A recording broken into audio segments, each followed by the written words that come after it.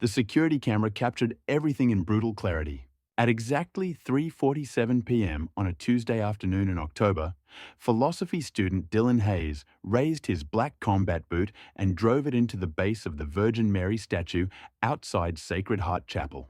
The bronze figure, weathered by decades of prayers and rain, shuddered from the impact, but remained standing, her serene face unchanged despite the violence. The sound echoed across Riverside University's quad like a gunshot. "Oh my God!" gasped Isabella Chen, a pre-med student who had been walking to her organic chemistry lab. Her textbooks scattered across the pavement as she stumbled backward, hand pressed to her mouth in shock. Within seconds, phones materialized from pockets and backpacks. The incident was already being recorded from 6 different angles before Dylan could take his second step away from the statue. His smirk was captured in high definition. Arrogant, satisfied, completely unaware that his life was about to change forever. Dylan Hayes was the kind of student professors either loved or feared. At 22, he possessed an intellect sharp enough to dissect complex philosophical arguments and a tongue acidic enough to reduce opponents to stammers. His dorm room walls were covered with posters of Nietzsche, Marx, and Christopher Hitchens. He could quote Bertrand Russell from memory and had read The God Delusion so many times the spine was cracked in 3 places. To his followers, and he did have followers among the more cynical students, Dylan was a prophet of rational thinking, a warrior against what he called the opiate of the masses. To his critics, he was an angry young man using atheism to mask deeper wounds. The Virgin Mary statue had stood outside Sacred Heart Chapel since 1967, donated by the Rossetti family after their son Tony returned safely from Vietnam. Every day, students would pause there, some to pray, others to simply find a moment of peace between classes. Fresh flowers appeared regularly at her feet, and the bronze had been polished smooth by countless hands seeking comfort. Dylan had passed the statue hundreds of times during his 3 years at Riverside. Each time, the sight of students kneeling before what he considered carved metal and misguided hope filled him with a rage that seemed to grow stronger each semester. That afternoon, the trigger was Marcus Rodriguez, a freshman who knelt before the statue with tears streaming down his face. His phone call home had just brought news that his mother's cancer had returned, more aggressive than before. Marcus clutched a worn rosary his grandmother had given him and whispered desperate prayers in Spanish. Dylan stopped mid-stride, backpack heavy with philosophy texts, and watched the scene with disgust that curdled in his stomach. "Stone can't save your mother," Dylan said, loud enough for Marcus and the small group of students nearby to hear. "Praying to metal won't cure cancer." Marcus looked up, eyes red with grief and confusion. "Please, man. Not now." "When?" Dylan stepped closer, his voice rising. "When is the right time to tell you that you're wasting hope on fairy tales? When your mother dies and you realize your prayers did nothing?" Several students moved to intervene, but Dylan had already made his decision. The fury that had been building for months, against religion, against blind faith, against a universe that took fathers from addiction and mothers from indifference, exploded in one swift motion. His boot connected with the statue's base with a sound that seemed to echo from the very stones of the chapel. The impact sent a shockwave through the small crowd. Marcus fell backward as if struck himself. Isabella Chen's scream cut through the afternoon air. A maintenance worker dropped his tools and ran toward the scene. For a moment, Dylan felt victorious. He had made his point. He had shown them all how powerless their bronze goddess really was. But as the phones recorded and the whispers began, as Marcus sobbed and Isabella stared at him with something that looked like fear, Dylan felt the first flicker of something he hadn't expected. Doubt. Not doubt about his atheism. That remained rock solid. But doubt about himself, about what he had just done, about the person he was becoming. The Virgin Mary's face remained unchanged, still gazing toward heaven with bronze serenity, still offering her metal arms to anyone who needed comfort. But Dylan Hayes, the philosophy student who had just declared war on faith itself, would discover over the next 24 hours that some battles extract a price far higher than victory could ever be worth. By 6 p.m., the video had 50,000 views on TikTok. By 8 p.m., it was trending on Twitter with the hashtag #StatueKick.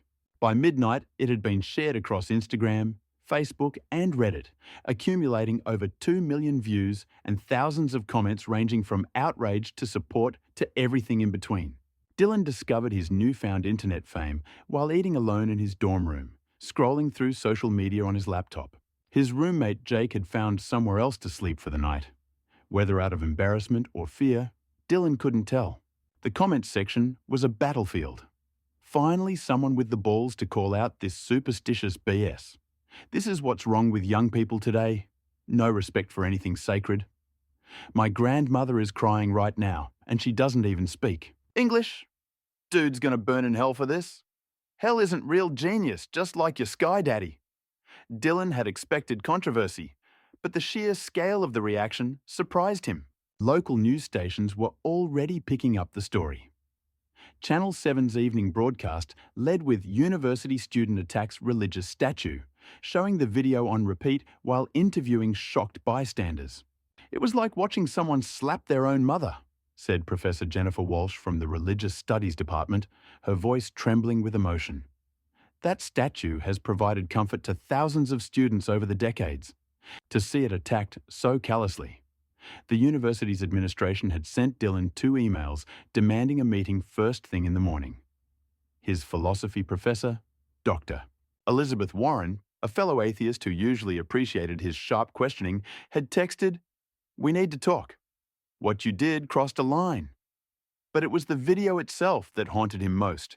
Watching himself on screen, seeing the cold satisfaction on his face as his boot connected with bronze, Dylan felt something uncomfortably close to shame. The camera had captured Marcus's devastated expression in the background, had caught the exact moment when the young man's grief transformed into something deeper and more painful. The comment that stopped Dylan cold came from an account called at Grandma Rose 47. My grandson died in Afghanistan.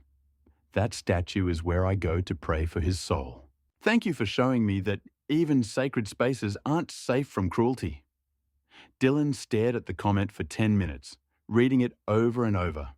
This wasn't about theological debate or intellectual discourse anymore. This was about real people with real pain, seeking comfort in the only ways they knew how. Around 1 a.m., Dylan's phone rang. The caller ID showed his sister Emma's name, a surprise since they rarely spoke, despite living only 3 hours apart. "Dylan, what the hell is wrong with you?" Emma's voice was sharp with anger and disbelief. "Mom just called me crying. She saw the video on Facebook." Dylan leaned back in his desk chair, suddenly exhausted. "It's just a statue, Emma." Metal and wishful thinking. "It's not about the statue, you idiot," Emma's voice cracked slightly. "It's about you, what you've become. When did you turn into someone who hurts people who are already suffering?" The question hit harder than Dylan expected. He thought about Marcus, about the fresh grief in the young man's eyes, about how his philosophical statement had added pain to an already unbearable situation. "I was making a point about you were being cruel." Emma's voice was flat now, tired. "And you know it. The Dylan I grew up with, the brother who used to build blanket forts and read comic books with me, he would be disgusted by what you did today." Emma told him about their mother's reaction to seeing the video, how she had recognized Dylan despite the news station blurring his face, how she had locked herself in her bedroom afterward, weeping for reasons she couldn't fully explain. She said it reminded her of Dad. Emma continued, the way he used to tear down anything that brought her peace, the way he'd mock her faith whenever life got hard. She thought she'd raised you better than that. The call ended with a soft click that echoed like a door closing. Dylan stared at his phone screen, then back at his laptop where the video was still playing on repeat. Comments were still flooding in, hundreds per minute, but he could no longer distinguish between support and condemnation. It all felt like noise now. He tried to convince himself that he didn't care, that the opinions of deluded believers meant nothing to him. But Emma's words kept echoing. When did you turn into someone who hurts people who are already suffering? The comparison to their father stung most of all. Robert Hayes had been a brilliant man destroyed by his own anger, someone who couldn't bear to see others find peace in places he had abandoned. Dylan had spent years vowing not to become like him, yet here he was, attacking others' sources of comfort because he had none of his own. Sleep eluded him that night. Every time he closed his eyes, he saw Marcus's face. The way hope had died in the young man's expression, replaced by something that looked disturbingly like despair. He saw his mother's tears, Emma's disappointment, Grandma Rose 47's quiet grief. Outside his dorm window, Sacred Heart Chapel stood silhouetted against the night sky. The Virgin Mary statue was invisible in the darkness, but Dylan found his gaze drawn to where he knew she stood, arms still outstretched, face still serene, still offering comfort to anyone who needed it. For the first time since the incident, Dylan wondered if he had kicked something more than bronze. If he had somehow kicked the part of himself that his sister remembered, the part that built blanket forts and believed, however briefly, in the possibility of kindness. At 2:47 a.m., Dylan was still wide awake, staring at the ceiling of his dorm room. The video continued to spread across social media like wildfire, but the notifications had been turned off hours ago. The silence was somehow worse than the chaos. He found himself thinking about Marcus Rodriguez, about the rosary in the young man's hands, about the tears that had nothing to do with philosophy or debates about religion. They were just the tears of someone who loved his mother and was terrified of losing her. Dylan had grown up in a house where faith died slowly, then all at once. His father's alcoholism had killed his mother's prayers first, then her hope, then finally their marriage. By the time Dylan was 16, church had become a memory rather than a routine. College had simply provided the intellectual framework for what his heart had already concluded. If God existed, he was either absent or cruel. But lying in the darkness, Dylan couldn't escape the memory of how peaceful Marcus had looked before the interruption. How the simple act of prayer had seemed to ease, however briefly, the weight of impossible grief. Maybe that's the real crime, Dylan thought. Not the statue itself, but destroying someone's peace. Around 3 a.m., he gave up on sleep and walked to the window. Sacred Heart Chapel was visible across the quad, its spire reaching toward stars that seemed dimmer than usual. The Virgin Mary statue stood in shadow, but Dylan could picture her clearly. Bronze arms still open, face still turned skyward, still offering what believers found there. His phone buzzed with a text from an unknown number. "I saw the video. I'm praying for you too." A friend. Dylan stared at the message for a long time, not praying for his damnation or punishment, as dozens of other messages had promised, but praying for him. The distinction felt significant in a way he couldn't articulate. He thought about responding with his usual sarcasm, but found himself instead wondering who this person was, what they saw in the video that others missed, why they felt moved to reach out with kindness rather than condemnation. At 4 a.m., Dylan found himself Googling Virgin Mary Catholic meaning on his laptop. He told himself it was research, intellectual curiosity, a desire to understand his opponents better. But as he read about maternal comfort, about intercession for the suffering, about being a refuge for those who had nowhere else to turn, Dylan felt something shift uncomfortably in his chest. The articles described Mary not as a distant figure demanding worship, but as a mother who understood loss, who had watched her own son die, who had grieved in ways that transcended theological debate. The bronze statue he had kicked wasn't just a symbol of faith. It was a representation of someone who knew what it meant to suffer. Dylan closed the laptop abruptly, disturbed by his own train of thought. He was an atheist. These were fairy tales.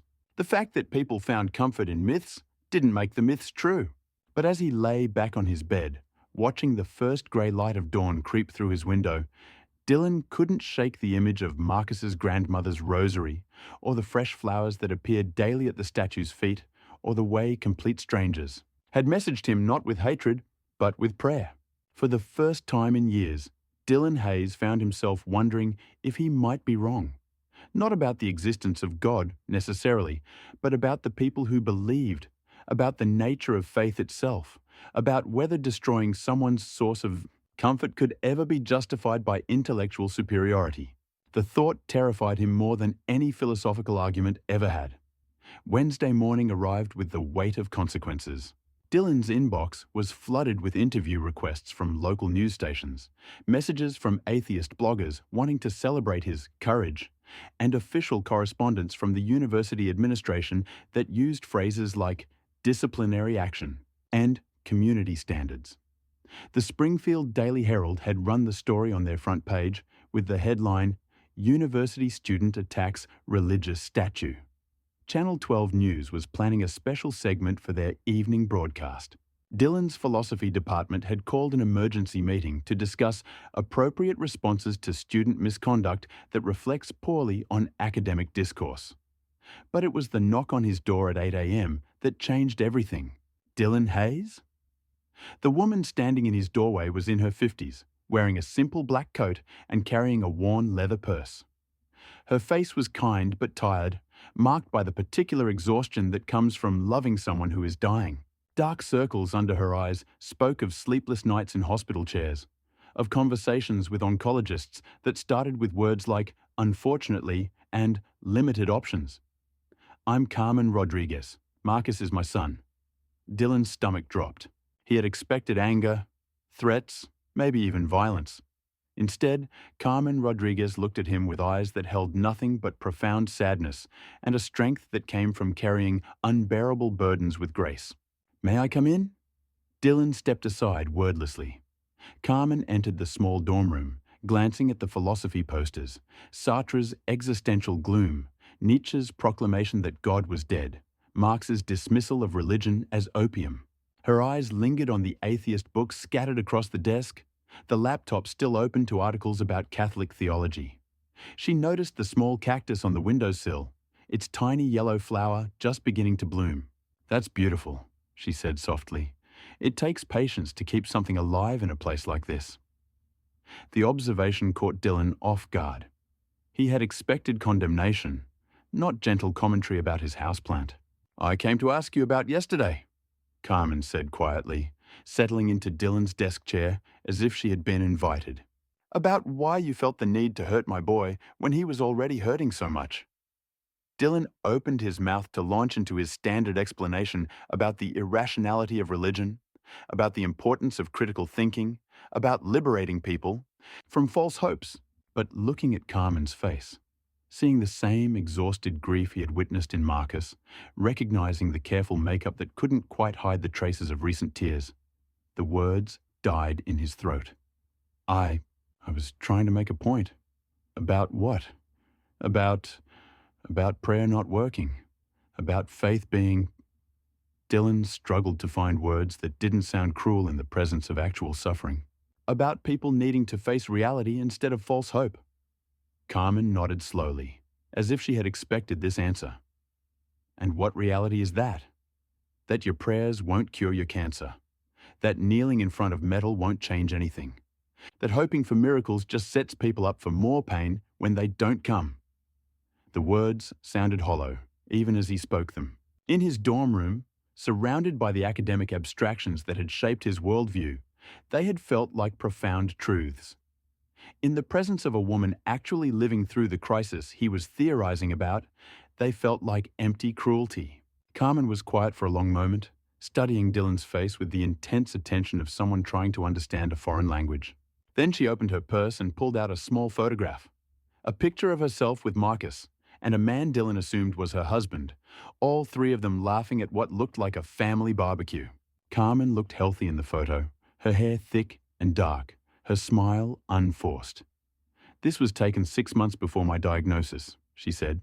6 months before our world fell apart. Do you know what got me through the first night in the hospital? Not hope for a miracle. Not false beliefs about divine intervention." Dylan waited, confused by the direction of the conversation. It was knowing that my son had somewhere to go with his pain. Somewhere to kneel and cry and pour out his heart without having to be strong for me. When Marcus prays, he's not demanding miracles. He's finding a way to love me without drowning in helplessness. The words hit Dylan like a physical blow. He sank into his desk chair, staring at the photograph of a family that cancer was slowly destroying, understanding for the first time that his intellectual victory had come at the cost of someone's emotional refuge. "I'm not asking you to believe what we believe," Carmen continued, her voice gentle but firm. "I'm asking you to consider that maybe faith isn't about being right or wrong. Maybe it's about being human, about finding ways to love each other through impossible circumstances." She stood to leave, then paused at the door. "Marcus forgives you, by the way. He said to tell you that the Virgin Mary teaches us to forgive those who hurt us, even when they don't ask for it." The door closed with a soft click that seemed to echo through Dylan's chest. He sat alone in his room for 2 hours without moving, the photograph still in his hands. The philosophical arguments that had sustained him for years felt suddenly hollow. All his knowledge about logical fallacies and rational thinking seemed inadequate in the face of Carmen Rodriguez's quiet dignity and her son's unasked-for forgiveness. For the first time since childhood, Dylan found himself wondering if there might be truths that existed beyond what could be proven or disproven. Truths about love and loss and the human need for hope that transcended intellectual debate. The realization that he might have been wrong about something so fundamental was more terrifying than any crisis of faith could ever be. By noon, Dylan couldn't stay in his room any longer. The walls felt like they were closing in, his thoughts spinning in circles that led nowhere but deeper into a confusion he didn't know how to navigate. The campus had transformed overnight. News vans lined the street outside Sacred Heart Chapel. Reporters interviewed students about the incident. A counter-protest had formed in the quad, with signs reading, "Respect all faiths" and "Campus hate stops here." But there was also something else, something Dylan hadn't expected. A prayer vigil had begun around the Virgin Mary statue, with students from multiple religious traditions joining together. He saw Catholic crosses, Jewish yarmulkes, Islamic hijabs, and Protestant Bibles all gathered in the same circle, united not by shared doctrine, but by shared recognition that attacking someone's faith was attacking their humanity.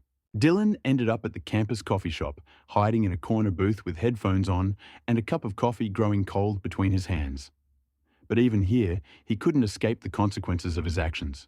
At the table behind him, 2 students were discussing the video. "I heard the kid who got kicked was crying because his mom has cancer." "Jesus, that makes it even worse. Who attacks someone's faith when they're dealing with that?" "I don't know, man. Some people just have no empathy." Dylan wanted to turn around and explain, to tell them about intellectual integrity and the dangers of false hope, about the importance of rational thinking in the face of crisis. But Carmen Rodriguez's words echoed in his mind. Maybe faith isn't about being right or wrong. Maybe it's about being human. He left the coffee shop and found himself walking towards Sacred Heart Chapel without conscious intention. The statue came into view gradually, bronze arms still outstretched, face still turned skyward, completely unchanged by yesterday's violence. Fresh flowers had appeared overnight, so many that they formed a colourful carpet around the base. Handwritten notes were tucked between the stems. Prayers for Marcus's mother, messages of support for the campus faith community, even a few expressing forgiveness for the person who had attacked their sacred space. A small crowd of students knelt nearby, some praying silently, others simply sitting in contemplation. Dylan recognized several faces from his philosophy classes, students he had argued with about religion, people he had dismissed as intellectually weak. But watching them now, seeing the peace on their faces, the way they supported each other through whatever struggles had brought them here, Dylan felt something crack inside his chest. Marcus Rodriguez was among them, kneeling in the same spot where Dylan had found him yesterday. The rosary was back in his hands, his lips moving in silent prayer. But when he noticed Dylan standing at the edge of the group, he didn't look away in fear or anger. Instead, Marcus smiled. Not a happy smile, but one touched with the same quiet dignity his mother had shown that morning. He nodded once, a gesture of acknowledgement that somehow contained no resentment at all. Dr. Patricia Gonzalez from the campus ministry office was leading what appeared to be an interfaith prayer service. Dylan had seen her around campus but never spoken to her directly. She was a small woman with graying hair and an authoritative presence that commanded respect from students of all backgrounds. "We gather not to condemn," she was saying, "but to heal. Not to answer violence with violence, but to show that sacred spaces remain sacred precisely because they welcome everyone, even those who doubt, even those who question, even those who have acted out of anger or pain. A Jewish student read from Psalms. A Muslim student offered a prayer for understanding. A Protestant minister spoke about forgiveness. And throughout it all, the bronze Virgin Mary gazed down with serene bronze eyes, arms still open to anyone who needed comfort. The simple act of witnessing such grace in the face of his cruelty shattered Dylan's remaining defenses.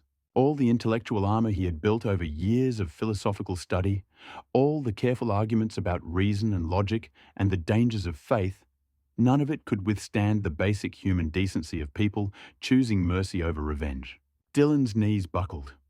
He found himself sinking onto the grass 20 feet from the statue, tears streaming down his face for the first time since his parents' divorce. Not tears of anger or frustration or intellectual defeat, but tears of recognition. Recognition that he had become someone he didn't want to be. Someone who hurt others to protect his own certainty. The sobs came in waves, raw and uncontrollable, carrying with them years of buried pain. He cried for the family destroyed by his father's alcoholism, for the mother who had lost her faith along with her husband, for the sister who barely spoke to him anymore because he had become too much like the man who had driven them all away. He cried for Marcus Rodriguez, for Carmen's quiet strength, for all the people whose sources of comfort he had attacked in the name of intellectual superiority.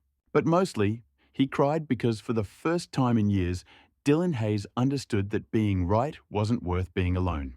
The bronze Virgin Mary gazed down at him with the same serene expression she had worn for decades, arms still open, still offering comfort to anyone who needed it. For the first time, Dylan didn't see a symbol of intellectual weakness. He saw an invitation to be better than he had been.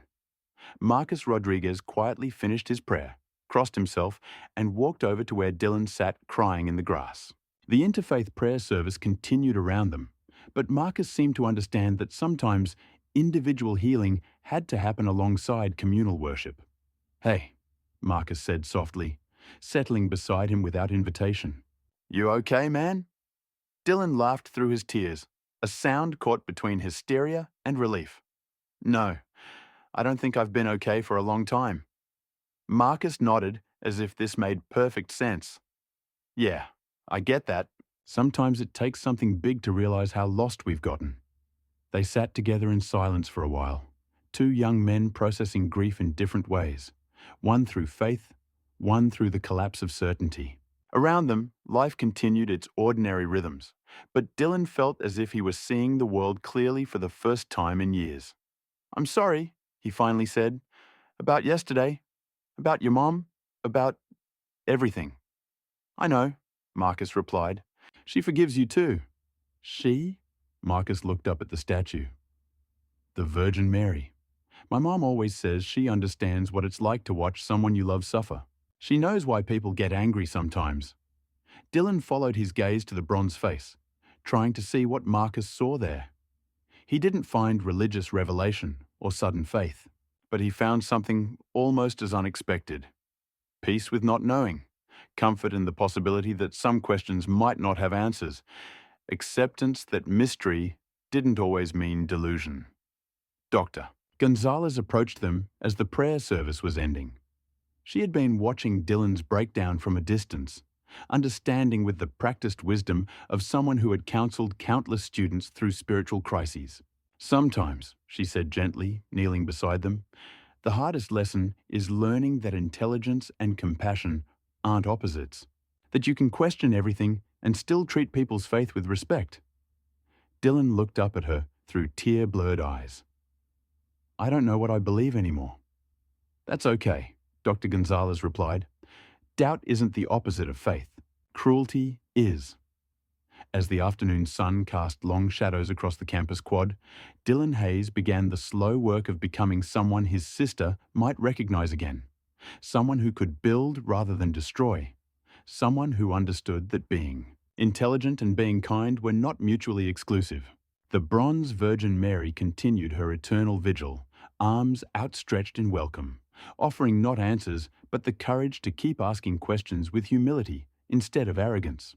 If this powerful story of transformation touched your heart, smash that like button and subscribe to Sacred Encounters for more incredible true stories of faith, meeting doubt and love, conquering hatred.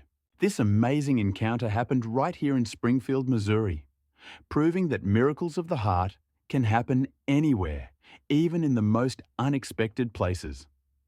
Have you witnessed a moment where someone's life was completely transformed by grace? Drop your story in the comments below. And if you know someone who needs to hear this message about the power of forgiveness and the difference between questioning and attacking, share this video right now. Sometimes one story of redemption is all it takes to change a life forever. Hit that notification bell so you never miss these life-changing testimonies that are happening all around us. From Springfield to your hometown, grace is everywhere if you know how to look for it. What city are you watching from? Let us know in the comments. Our Sacred Encounters family spans the globe, united by stories that remind us all. No one is too lost to find their way home. By noon, Dylan couldn't stay in his room any longer. The walls felt like they were closing in, his thoughts spinning in circles that led nowhere, but deeper into a confusion he didn't know how to navigate. He walked across campus aimlessly, avoiding the quad where the statue stood, avoiding the places where he might encounter the stares and whispers that had followed him all morning. News vans were parked outside the administration building, reporters interviewing students about the incident. Dylan ended up at the campus coffee shop, hiding in a corner booth with headphones on and a cup of coffee growing cold between his hands. But even here, he couldn't escape the consequences of his actions. At the table behind him, two students were discussing the video. I heard the kid who got kicked was crying because his mom has cancer. Jesus, that makes it even worse. Who attacks someone's faith when they're dealing with that? I don't know, man. Some people just have no empathy. Dylan wanted to turn around and explain, to tell them about intellectual integrity and the dangers of false hope, about the importance of rational thinking in the face of crisis. But Carmen Rodriguez's words echoed in his mind. Maybe faith isn't about being right or wrong. Maybe it's about being human. He left the coffee shop and found himself walking towards Sacred Heart Chapel without conscious intention. The statue came into view gradually, bronze arms still outstretched, face still turned skyward, completely unchanged by yesterday's violence. Fresh flowers had appeared overnight. A small crowd of students knelt nearby, some praying silently, others simply sitting in contemplation. Dylan recognized several faces from his philosophy classes. Students he had argued with about religion, people he had dismissed as intellectually weak. But watching them now, seeing the peace on their faces, the way they supported each other through whatever struggles had brought them here, Dylan felt something crack inside his chest.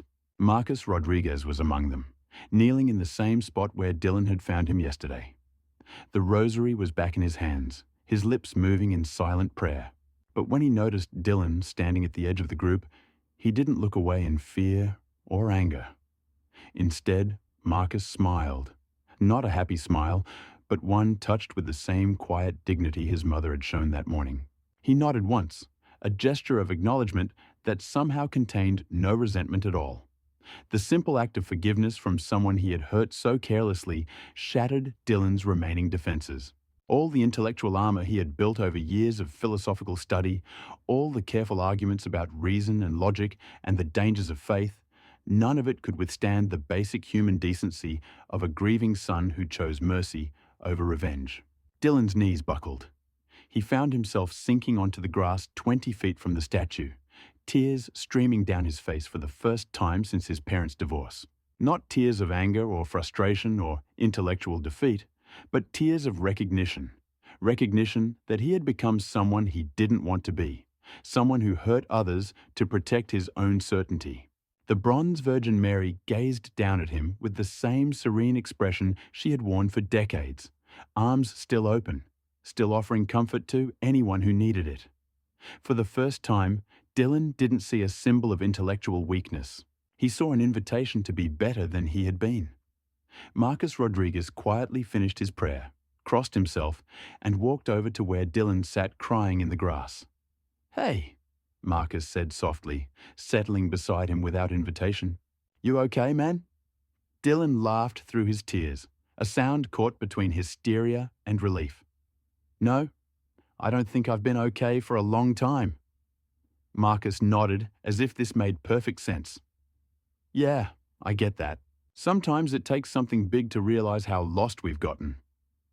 They sat together in silence for a while, two young men processing grief in different ways, one through faith, one through the collapse of certainty. Around them, life continued its ordinary rhythms, but Dylan felt as if he was seeing the world clearly for the first time in years. "I'm sorry," he finally said. "About yesterday. About your mom. About everything." "I know," Marcus replied. "She forgives you too." "She?" Marcus looked up at the statue. "The Virgin Mary. My mom always says she understands what it's like to watch someone you love suffer. She knows why people get angry sometimes." Dylan followed his gaze to the bronze face, trying to see what Marcus saw there. He didn't find religious revelation or sudden faith, but he found something almost as unexpected. Peace with not knowing, comfort in the possibility that some questions might not have answers, acceptance that mystery didn't always mean delusion. As the afternoon sun cast long shadows across the campus quad, Dylan Hayes began the slow work of becoming someone his sister might recognize again. Someone who could build blanket forts instead of tearing down other people's hope. Someone who understood that being intelligent and being kind were not mutually exclusive. That evening, Dylan lingered outside Sacred Heart Chapel. For hours he had replayed recent conversations. Carmen's kindness, Marcus's forgiveness, his sister's disappointment. The video on his phone no longer felt like triumph, but shame. A young man lashing out because he had nothing to believe in. Drawn inside for the first time in years, he sat quietly in the back. An elderly priest, Father Thomas, approached with gentleness rather than judgment. "You're here," he said simply. "That's enough." Dylan admitted he no longer knew what he believed, only that he wanted to change. They sat in silence, and Dylan felt the hard edges inside him soften. Later that night, he posted an apology, not asking for forgiveness, but promising to work toward becoming someone worthy of it. The next day, he returned to the statue with white roses, nearly all his meal money, and handed them to Marcus, whose mother was in treatment. Together, they placed them at the Virgin's feet, and Dylan knelt beside him, not in prayer, but in humility. Witnesses shared what they saw, not a conversion, but a change of heart. Over the following weeks, Dylan joined campus service projects, attended Father Thomas's discussions, and sought to build rather than destroy. He never fully embraced religion, but he learned respect for those who did, and that questioning did not require cruelty. Each time he passed the statue, bronze arms open in silent invitation, Dylan was reminded, redemption was not in answers, but in choosing daily to become better than before. The boy who had kicked in anger was now a man learning to kneel in humility.